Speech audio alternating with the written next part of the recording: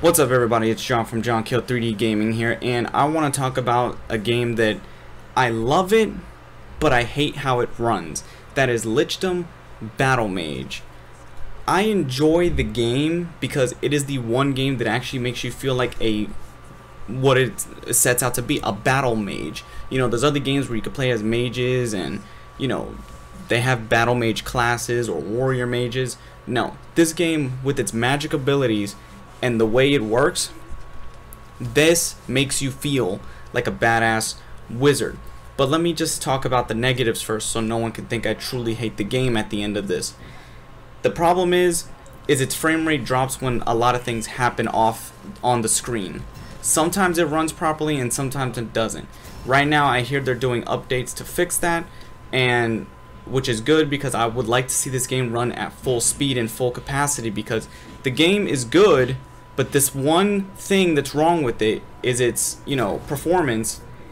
This is what holds the game back from being a really great wizard or battling type of sorcerer. You know, basically what you're trying to be in this game is a badass wizard. Now the story is not much to talk about because I lost track of the story, but for a game like this, I could just go into it and not care about the story. I could just go in and use magical spells and just fuck shit up and call it a day. And I do like the game's scenery. I do like its setup. It has kind of like a first person.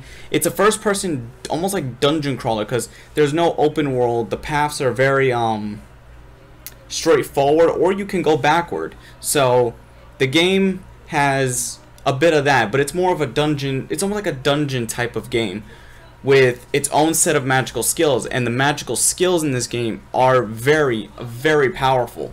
Between lightning, necromancy, corruption, phase, deliriums, you know, any of those 8 spells that are available in the game, because you also get fire, ice, and telekinesis, and each one of these spells are upgradable, and you can also take other spells, fuse these spells together into more powerful spells. Now I wish there was more spells than the 8 you receive in this game, but you do have a shield though, because there's no hand-to-hand swordplay combat of any kind. What you have to do is use a shield to protect yourself and use your magic to the right timing to unleash them upon your enemies, because enemies in this game, they will gang up on you and they will hurt you. This game is very, very tough, and especially when it came to boss battles.